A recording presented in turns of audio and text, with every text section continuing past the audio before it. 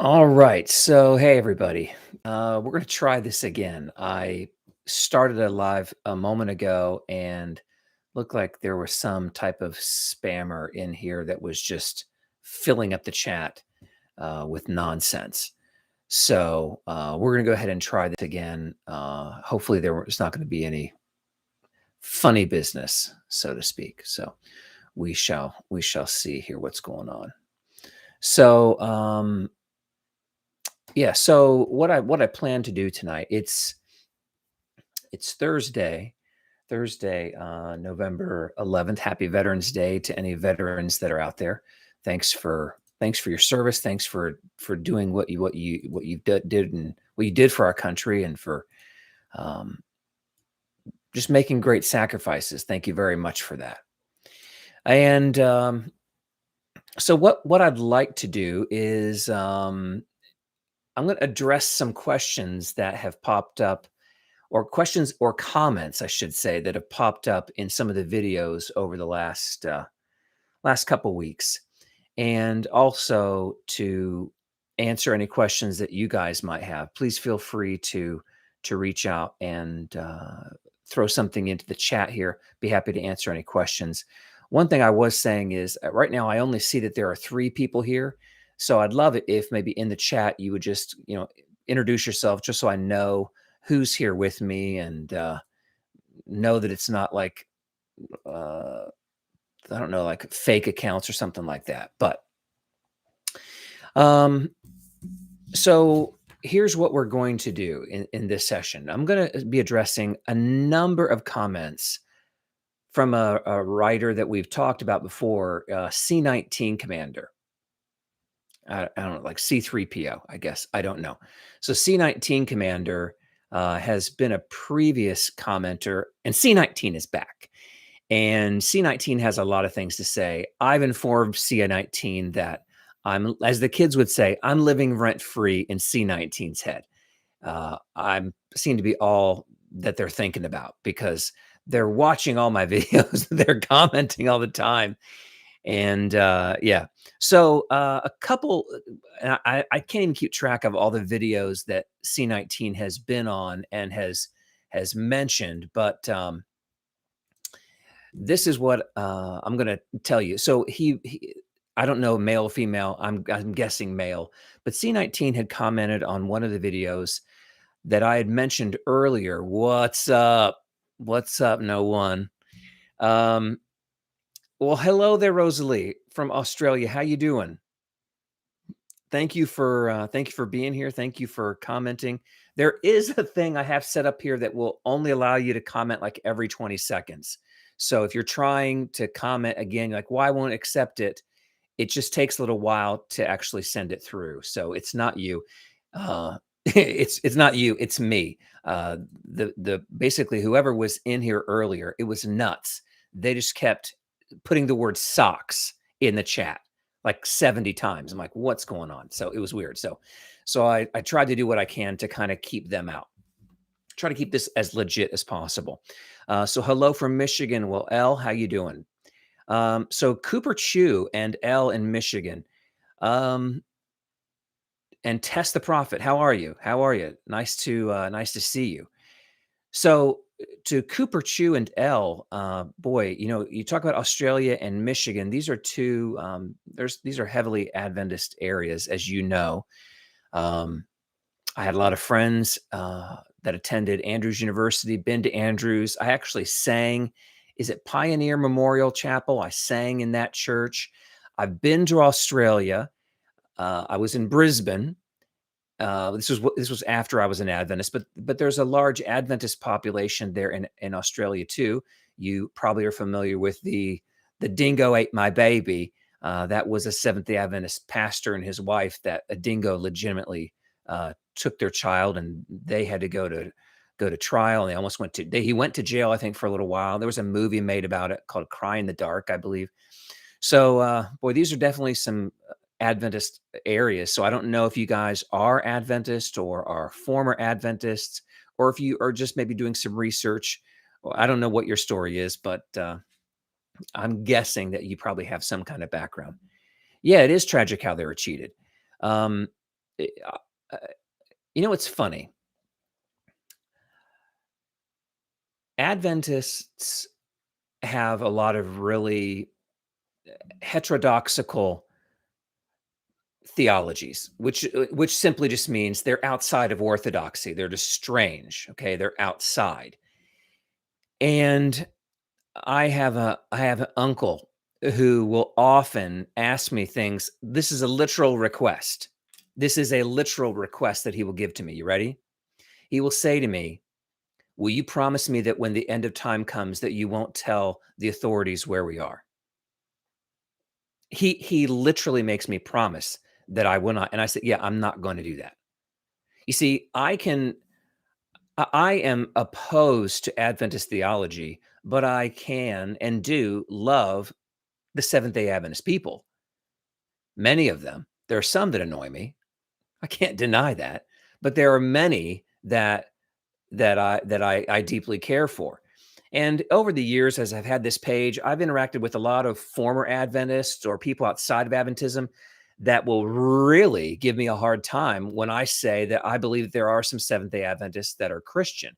And I can't remember his name right now. And if you're watching this now, I apologize, but I can't remember his name. But he and I would kind of go back and forth. And at one point in time, I had to tell him, if you continue to be this way on here, I will have to ban you from the channel. And this is not an Adventist. This was a non-Adventist, but he was so aggressive against it. Um, so what's the point I'm making? Well, when Cooper Chew says it was tragic how they were treated, I'm opposed to that. Let me I don't I believe everybody has a right to believe what they want to believe. I'm all for everyone having their own personal liberty, for their health, for their religious beliefs. I'm all for that. And so I, I'm I, I'm never going to. While I vehemently disagree with Adventist theology, they're fully within their right to believe what they want to believe, so long as it's not hurting somebody else or hurting their children or things like that. I have no problem with that. So I guess I just really do want to kind of put that out there because think sometimes people might get the wrong idea about me and think that I just absolutely hate Seventh Day Adventists. I don't. I mean, I to this day I have a lot of really close friends and family that are Seventh Day Adventist. I love them. I disagree, but and there's a lot of my family and friends that we're gonna have to agree to disagree. We just simply can't have conversations because it's not going to go well. I have had drop down, drag them out fights with close members of my family over this. So there's disagreement, but I don't wish them ill will. So, all right. Well, let's get back into some of the comments that have recently appeared on some of the videos that are on here. So we're gonna and we're also gonna. I'm actually also I'm thinking I'm gonna just read through a little bit of Galatians tonight and kind of talk about that. So let's start off with good old C19 Commander. Some comments that he made or they made. So apparently, I don't know if it was in the last video that I did, but I referenced Walter Martin. I couldn't remember his name at the time, but the great thing was C19 was happy to remind me that it was Walter Martin and his book Kingdom of the Cults. And what C19 wanted to point out to me was Walter Martin, when asked, concluded that Seventh Day Adventists were not a cult. And just listen to what I'm going to say to you right now. I, as an Adventist, I would tell people that, like, no, no, no. Walter Martin checked us out, but he ultimately he didn't. He found that we were not that. Okay, and they take great comfort in that. My point in a previous video was that I had heard, this is just hearsay. I wasn't there, but I had heard that Walter Martin, as time went on after the publishing of that book, had stated that he felt he had made a terrible mistake by not labeling him a cult. Maybe he said it, maybe he didn't. But before the Adventists take too much pride in it, let's make a very, very important point, and that is this. It's too bad that your theology is so whack that he had to ask the question, I wonder if they're a cult. You know, I haven't seen him doing that to the Baptists. I haven't seen him doing that to the Presbyterians. I didn't see him doing that with Lutherans. So you can be thrilled that he did this deep investigation and finally said, okay, I don't believe you are. But he had to do a huge frigging investigation. Okay. And I'm telling you right now to the Adventist, if you think for 1 second you didn't hide stuff from him, you're out of your mind. You're talking to a guy, who, as an Adventist, when here in, I'm not going I was part of an Adventist evangelistic series. So we mailed out all the flyers and we paid the evangelist to come into town for like 6 weeks. And so we rent out a local high school. We sent out the mailings, and the people showed up on that first night. But before that very first night, before that very first meeting, we had a very important conversation.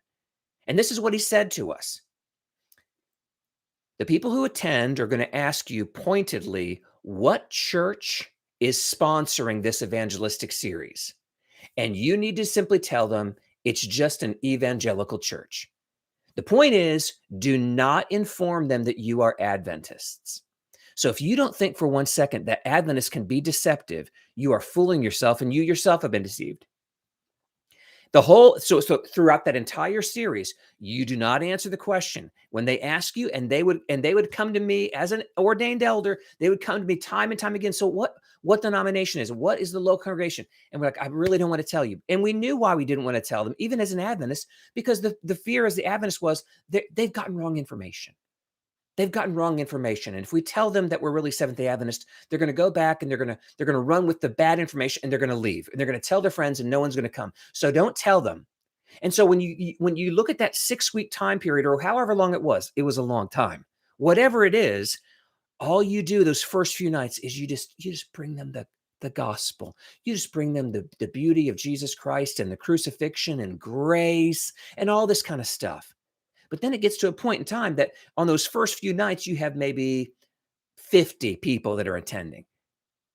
And then after a couple of weeks, you're down to about 10. And then it gets to a point where, like, all right, now it doesn't make any financial sense for us to continue to rent out this hall, or this high school is where we were. And so you end up then moving it over to the Adventist church. Well, before you can send it to Adventist church, what you have to do is you have to hook them.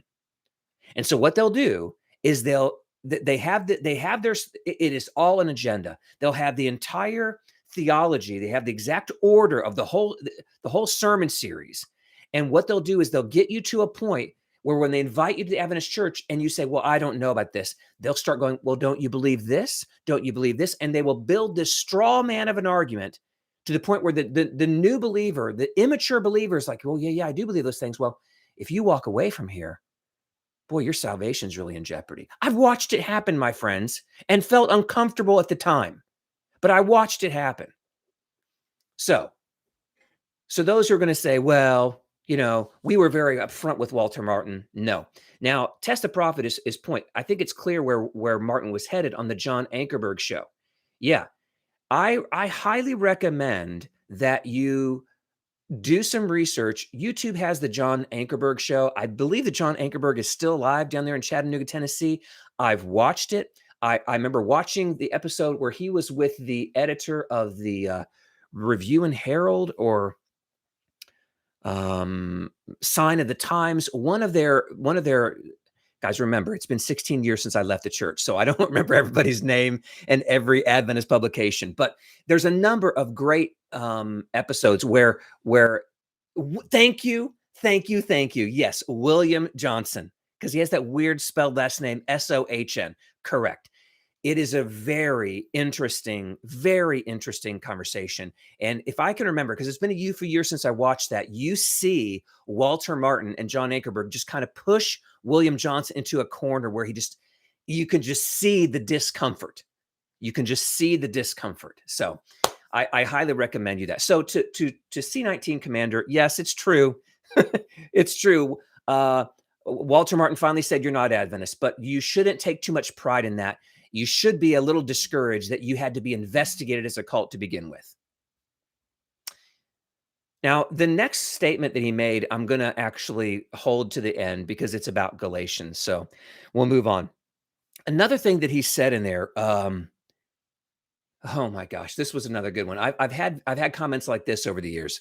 Sometimes I will mention in a live video or recorded video that I had watched something online or whatever, or one that happened a long time ago was I refused to give the name of the actual local congregation to which I belonged. I didn't give it.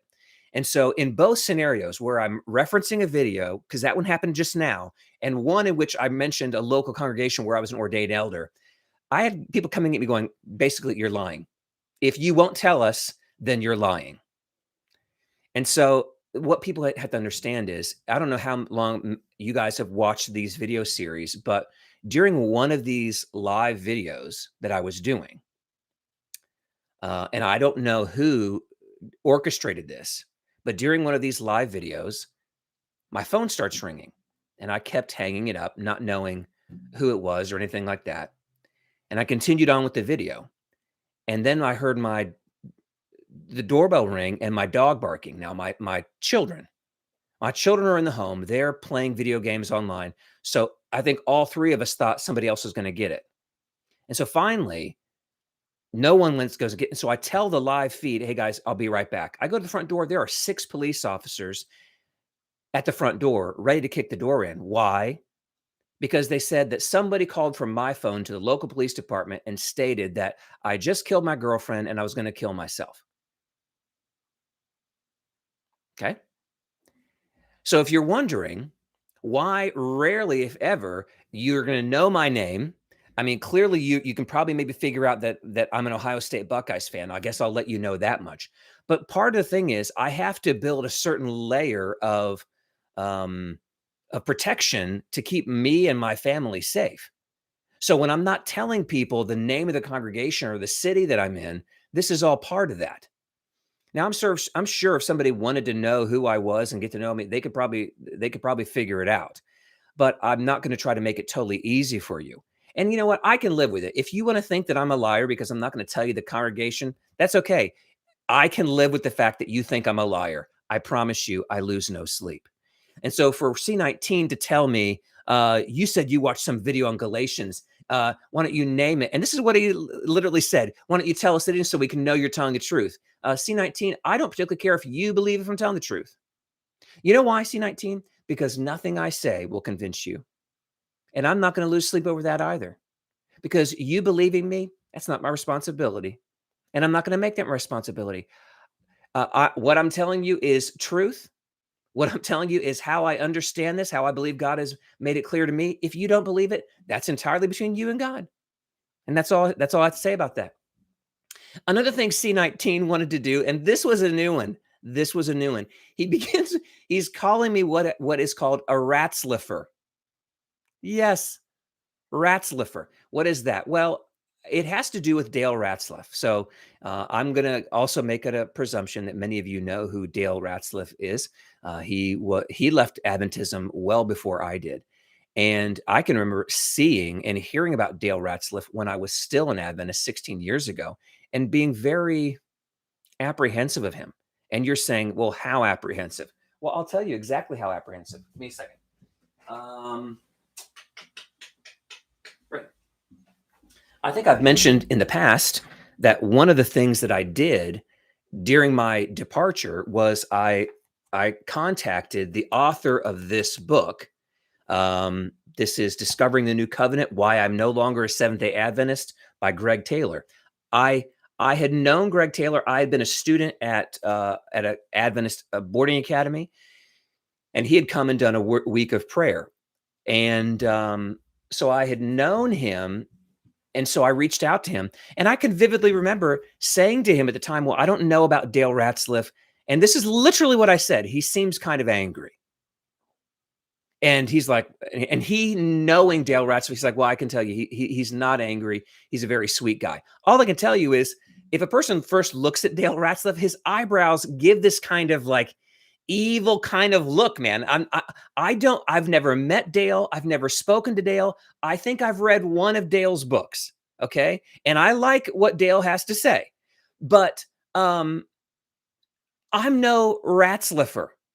Okay. I'm no Ratzliffer. I'm not following any one person. It's his resting angry face. That's exactly right.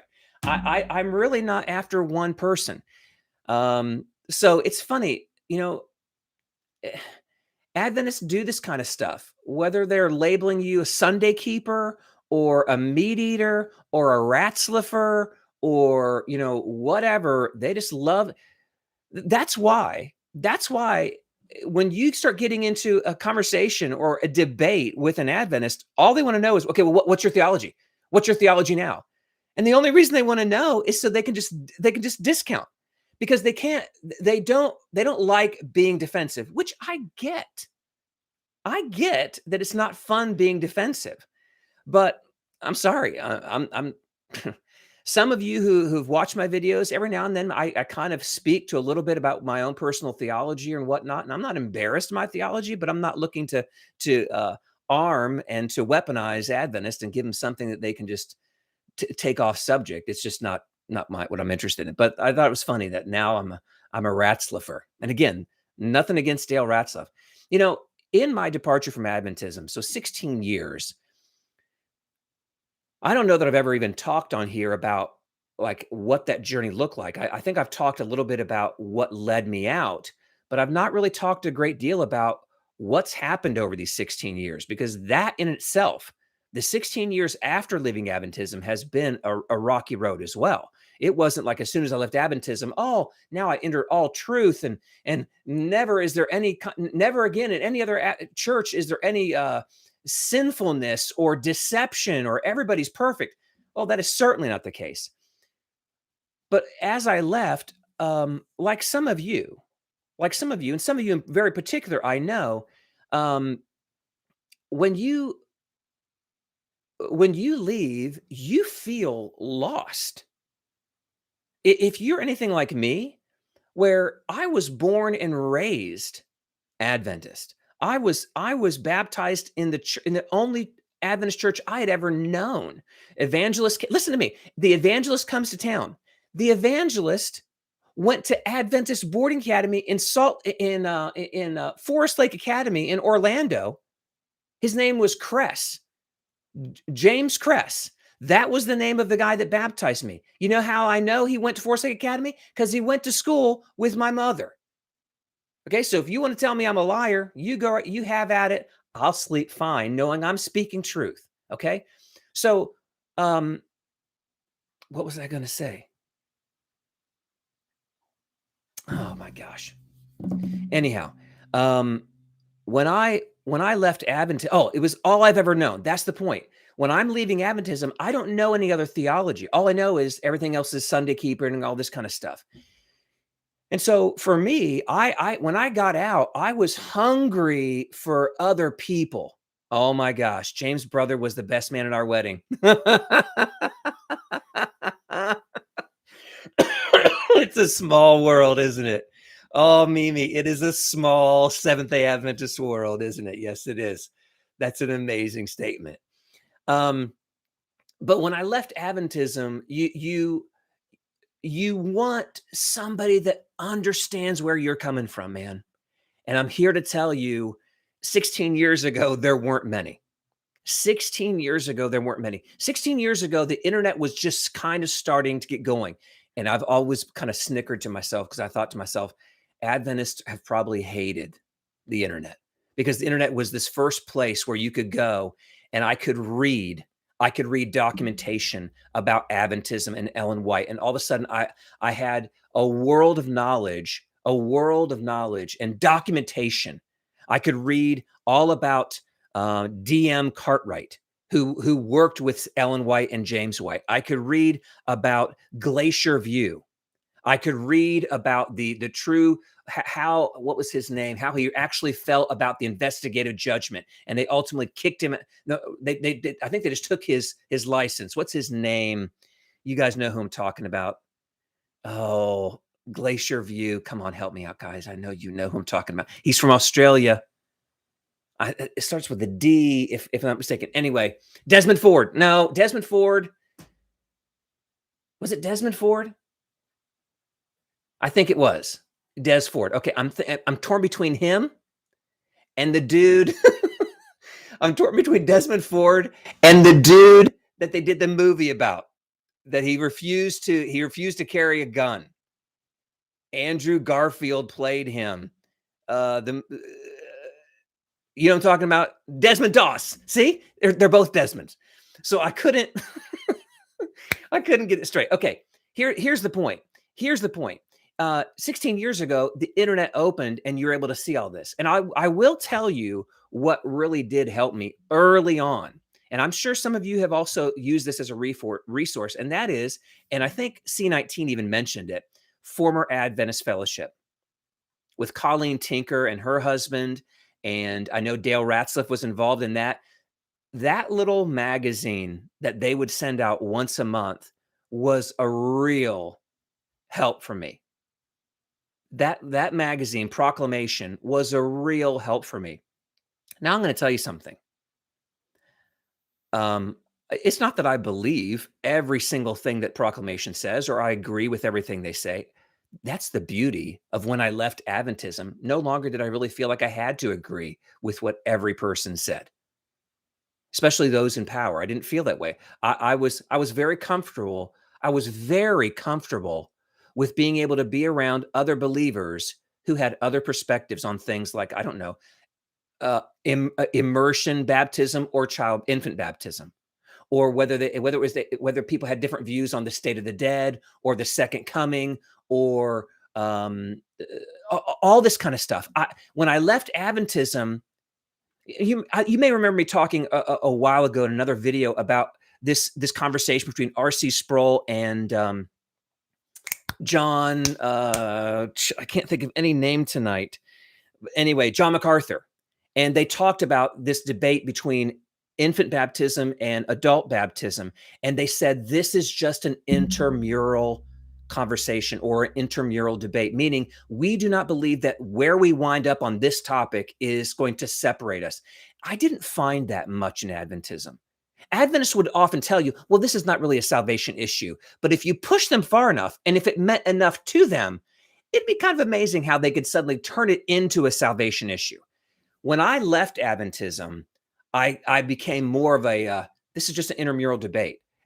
What do we, if we agree on the core things like the sufficiency of Christ's sacrifice and being saved by grace through faith, not by works, if we could get there, I can live with all this other stuff. So so those were some resources that I appreciated. Do I still to this day look forward to getting every issue of Proclamation? No. Because at this point in time, I no longer have that hunger for it. I've worked through the emotions. I've worked through the theology. I've gotten to a place where I no longer, when you first leave, I don't know about you, but for me, when I first left, I really felt a number of times for a couple years, I really needed validation that I wasn't losing my mind. I needed validation that my reasoning was sound, that my theological arguments were actually correct. I had to have that kind of validation. And so that's where Proclamation and some of the stuff, the resources online really helped me. Well, I'm 16 years now. I'm fine. I don't feel like I need that any longer. I feel like I've broken the chains and I'm finally out. All right, so let's go ahead and let's talk about something else. So here's another thing C19 Commander said. He wants to take issue with this idea, and as an Adventist, I said it, and I know where he's coming from. He's saying Jesus and the disciples never broke the commandments. I'm seeing it right now. His comment is Matthew 12, Jesus or his disciples did not broke the Sabbath, and that language kind of leads me to think maybe this is somebody from another country, doesn't speak English as their primary language. Not insulting. I'm just saying how I deduct that. They broke the traditions of the Jewish Pharisees of his time. I bet you know that intoxicated by grace. That's what he says. Let me see what else, if there's anything else in here in this. Your audience may not know that, but any Adventist knows that it well. Oh, and then he tells me I'm very cunning. Okay. So this is what I'll say to you. Let's just go with it. Let's just go with it. Let's just say C19 Commander is absolutely right. These guys weren't really breaking the commandments. All they were doing was breaking these traditions. That's all they were doing, just the traditions. But C19 Commander, if that's true, I have a bit of a problem. And the problem I have, and so if we go back to 19, only part of that argument that's not making sense is this.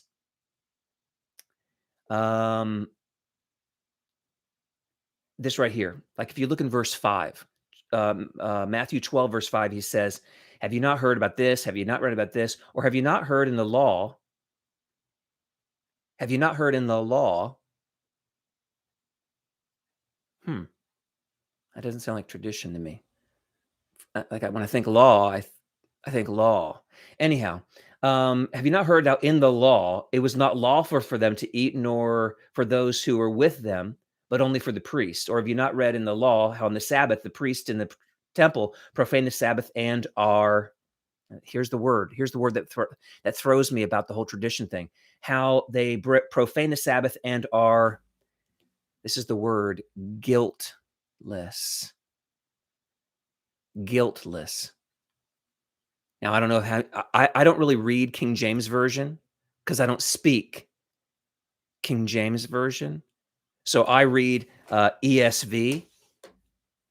But I'd love it if you guys, if you have a King James Version tonight, if you could let me know what that says. Because I almost felt in my heart that I thought I kind of read that, and I'm not even being sarcastic now, that I'd read that they are without sin. They would do this, yet they are without sin. Here's my point. If a person breaks a tradition, if a person just breaks a tradition, are they guilty? Why would Jesus point out that even though they profane the Sabbath, that they are guiltless? And so what C19 is doing, and he thinks I'm being cunning. I'm not being cunning. I'm simply looking at the verse. I'm looking at the context. And the context is these Jewish men walking through the field start grabbing the wheat or barley or whatever it is, start doing this. All I'm doing is I'm telling you, when the Jews come out and say, hey, they're breaking the Sabbath, never does Jesus say, no, they're not. They're just breaking your traditions. He doesn't say that. He also doesn't say, listen to me, C19, listen to me. He doesn't say they're not sinning or anything.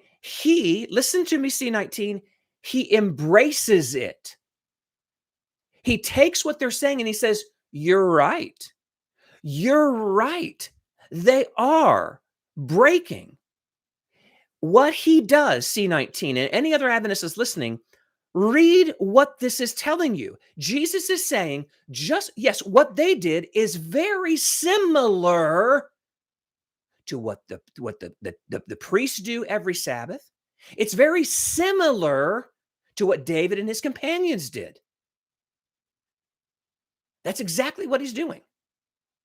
So I understand, C19, that you do not want to believe that Jesus sinned. And what I tell you is Jesus didn't sin. Jesus didn't sin.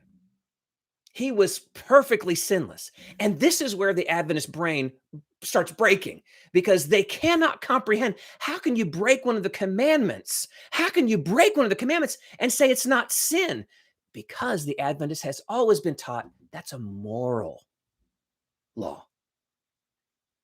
And if you ask them, well, why is it moral? Why? Show me why it's moral. Well, because it's in the Ten Commandments. Don't you know that? If anything is in stone, that automatically means it's moral.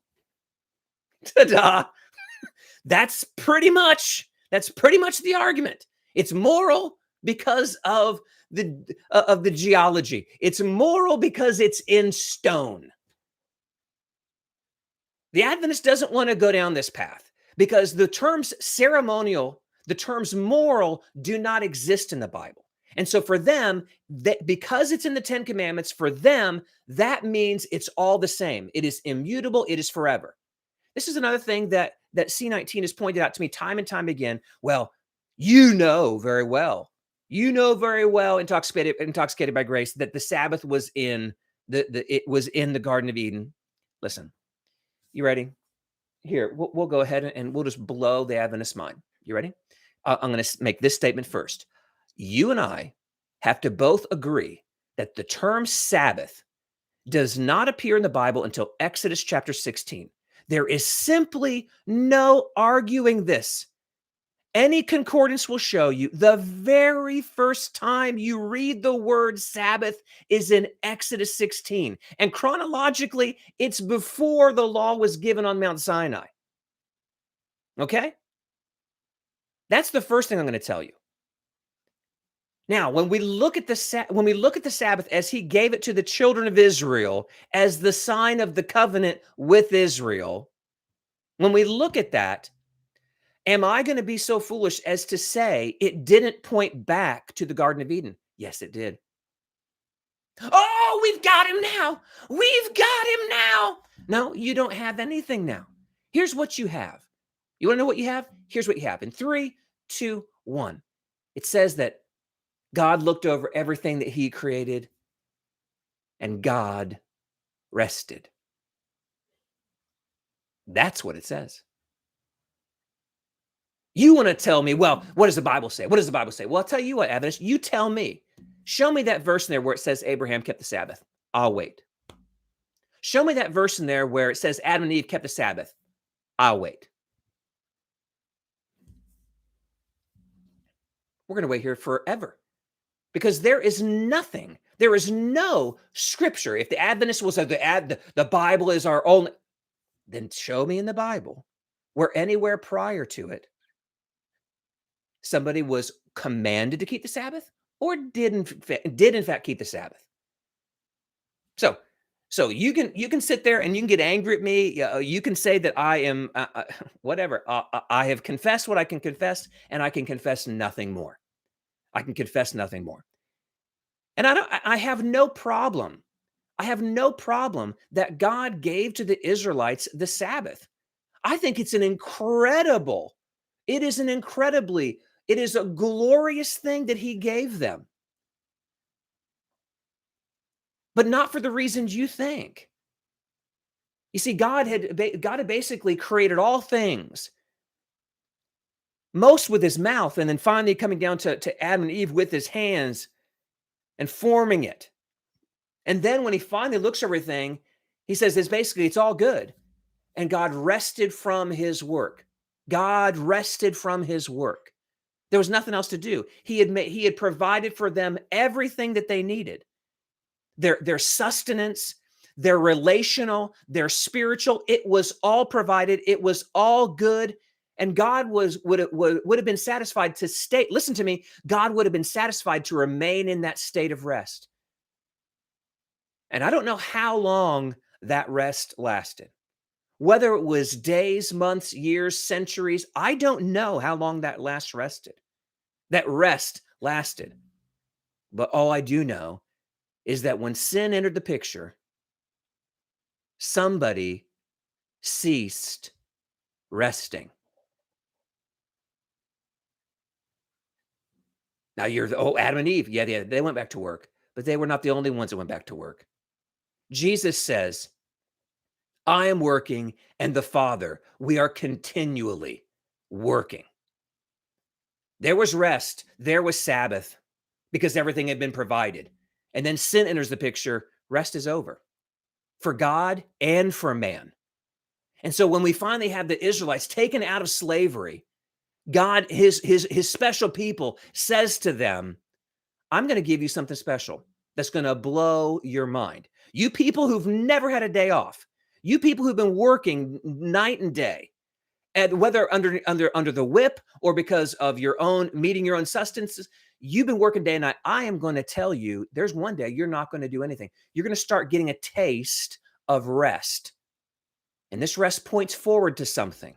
It's not pointing forward to laziness. It's not pointing forward to anything other than there is going to come a man. There's going to come forward a man, the Messiah himself, who will take all the world's sins upon him. And if you will have faith you too can enter that rest. You see, when we get to heaven someday, when this is all over, you know what we're going to have again? We're going to have Sabbath. We are going to have once again rest. We will once again enter that rest with him. But to tell me now that I'm obligated to, you're missing that you've been deceived, my friends. You have been deceived. So there was also a comment that I had in here from a Chase Dowell. Chase, thank you very much. He'd commented that he also, Adventists will very often pull out John 14:15, which talks about, if you love me, you'll keep my commandments. My friends, please always remind Adventists of this. They need to be reminded ever so often. The Bible wasn't written in English. The Bible wasn't written in English.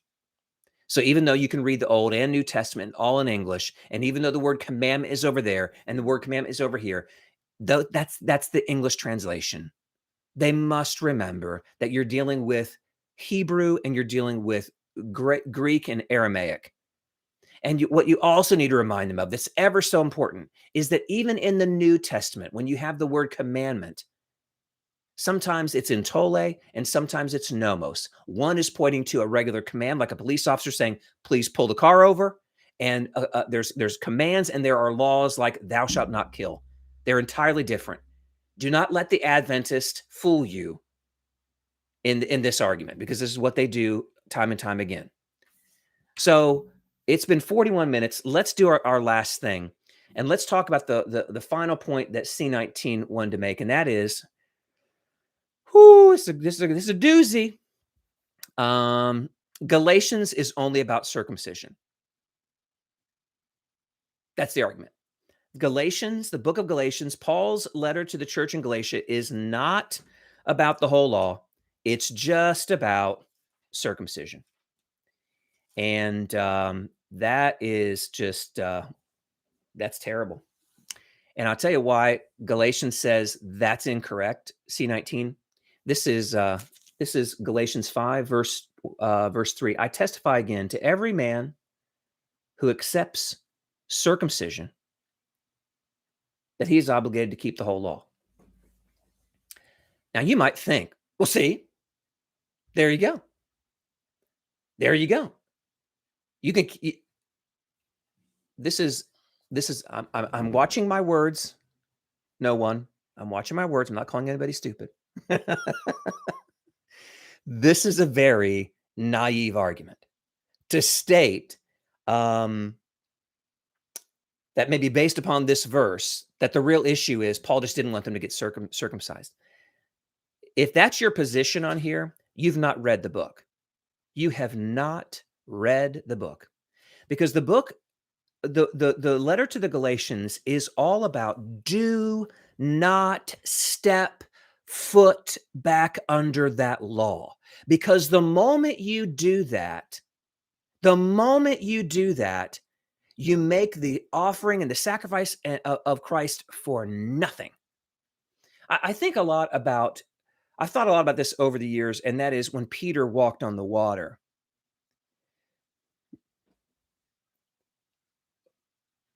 That miracle is really important. Now, sometimes I think the lesson people walk away with is, because finally he's walking the water and then he sinks. Why did he sink? Because he took his eyes off Jesus. Now, I'm not trying to belittle that argument or belittle that point. It's important to keep our attention on Jesus. I agree. But there's another point I think that people aren't seeing, and that is he was doing this by faith. He was able to enter this miracle based upon faith. And in my mind, what he starts to look at when his eyes are going are actually speaking to doubt, lack of faith. Or another way we could say it would have been, what if he had just decided to put his hand on the boat? If he puts his hand on the boat, in my mind, what I see there is a combining of faith and works. That is what Galatians is really all about. And Paul drives this point home. He's like, you guys, I started you off on such a great path. You were so locked in, man. And now these Judaizers have come in. They've come in and they've given you these sweet sounding arguments like you love Jesus, right? Yeah. And if you love him, the Bible says if you love me, you'll keep my commandments, right? This is of the devil. This is of the devil. That he wants you to feel like you're doing something righteous. But the moment you combine your works with faith, you're going against what Paul is saying here. You're going against what Martin Luther was saying. It is all about faith. This is what he says here.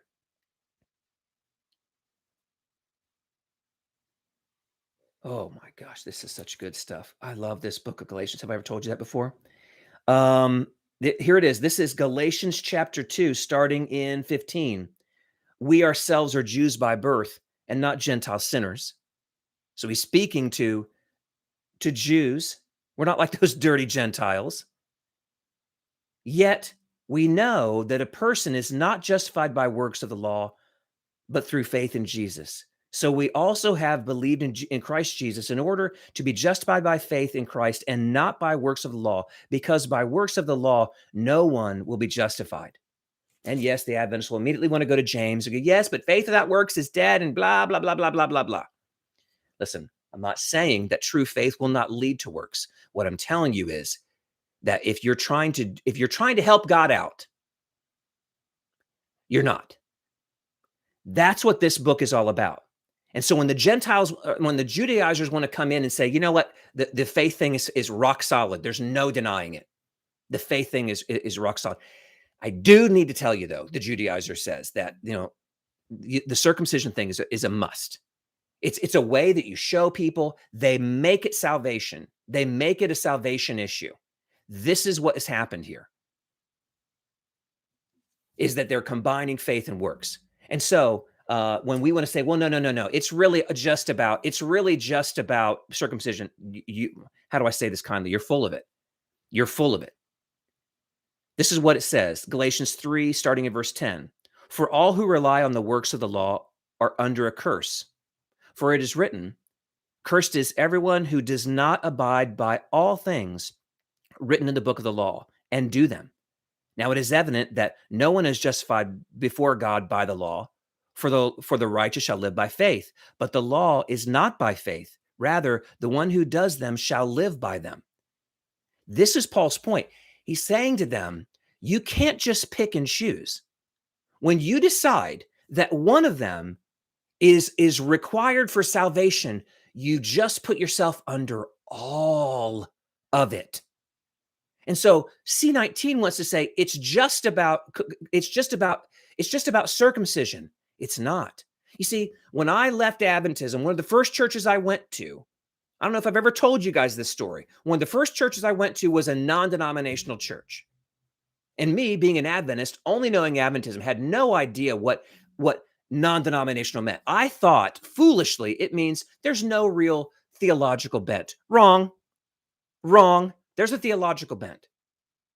And so it took me a while, but all of a sudden I heard something that my works radar was on high alert. And so I'm in this Sunday school, and we're discussing, I don't remember if it was the book of James or what it was, but a couple of participants that I'm still friends with to this day, 16 years later, we're still friends. They had mentioned they had not been baptized, and it was their plan that in a month from then, they were going to be in Bermuda or somewhere, and they were going to go ahead and be baptized there on a beautiful beach, just a memorable moment. And the man leading this little Bible study or Sunday school says, I don't think it's a good idea. And I'm like, well, what do you mean? He's like, you're really risking it. And he says, because if something should happen to you between now and then, and beep, beep, beep, beep, my alarm is going off. Works. This is, yeah, we'll talk to you later. This is danger, danger, Will Robinson. This is works. And I'm like, hold on, whoa, whoa, whoa, whoa, whoa. And I'm telling the guy, that's works, what you're saying. You're saying that it's not like faith won't get them through to the beach. Faith alone isn't going to get them to the beach. Like they need to go get as wet as quick as they can. That's what you're saying. That's what the Bible says. I'm about having a heart attack. So I'm thinking I've left one cult and now I've somehow been sucked into another stupid one. So I immediately, the next day, called the head pastor. And I said, listen, I was in the Sunday school thing. And what I need to know is this guy said this, da, da, da, da, da. Listen to me. You want to talk about shrewd. Don't think Adventists are the only shrewd people out there. This is what the guy said to me. Well, he's not speaking for the church. Now, let me ask you a question. What do you think I would understand when this pastor, and I say, this is what he said. He said that basically their salvation is reliant upon being baptized. What do you think I would think he means when he says that guy, Keith, he's not speaking for the church? Well, I took it as to say, that's not what we believe. Okay, that's what I took it as. There's C19. So here's the point. I told you I'm living rent-free in C19's head. This guy is perhaps my biggest fan. He watches all my videos. He loves them. Here's the point. That pastor, what he's trying to do is he's trying to keep me.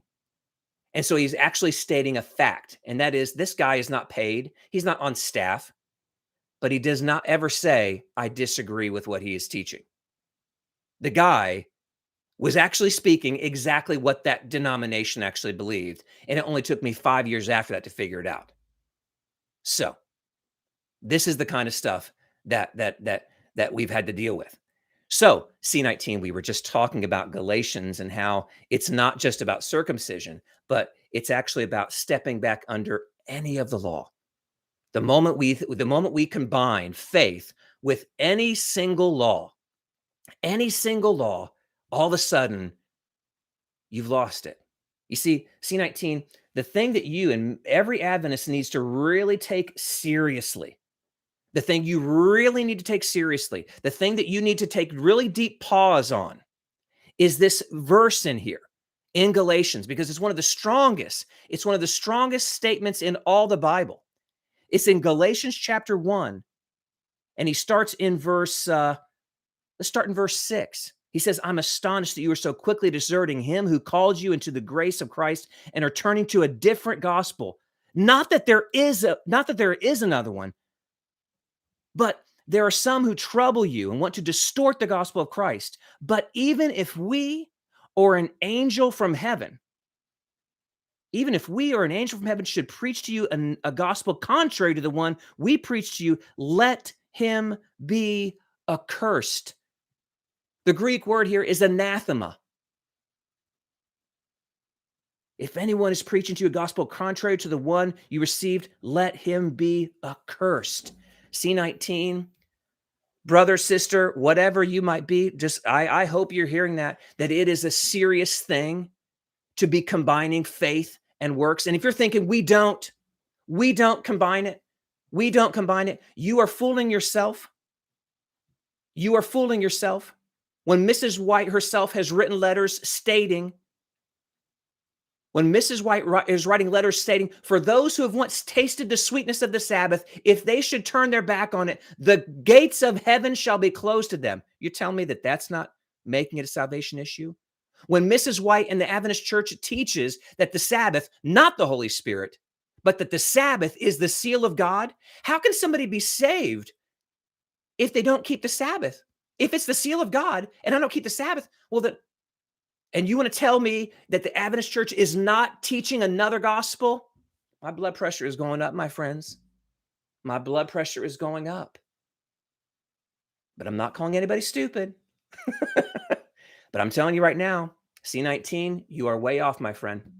You are way off. And I hope that you can get to a point where you can see truth. See truth. So be sure and listen to the rest of this whole thing, C19, because we addressed a lot of the comments that you've made, from Walter Martin to Jesus and the disciples breaking the commandments, which they did. We absolutely covered that. So be sure and watch that. But right now, it's been 55 minutes. So we are finished for tonight. I thank you guys for tuning in. If you haven't already, please subscribe to the channel and like the videos. Reach out to me and be happy to answer questions or anything. Yes, Walter Martin, you're right. C19. He did. He concluded that Adventist was not a cult. But C19, you're really missing the point. You're really missing the point. He had to study to find out. He had to do a bunch of investigating to figure it out. He didn't have to do that with Baptists. He didn't do that with Presbyterians. He didn't do that with the Lutherans, but he had to do it with you. And he wasn't sure. He really wasn't sure. So you could, if it makes you feel good, if you sleep good, like, oh, whoo, Walter Martin said we weren't a cult. You're missing the really big point. If you guys were above board, you never would have been investigated, but you were. All right, everybody, have a great rest of your week. God bless you.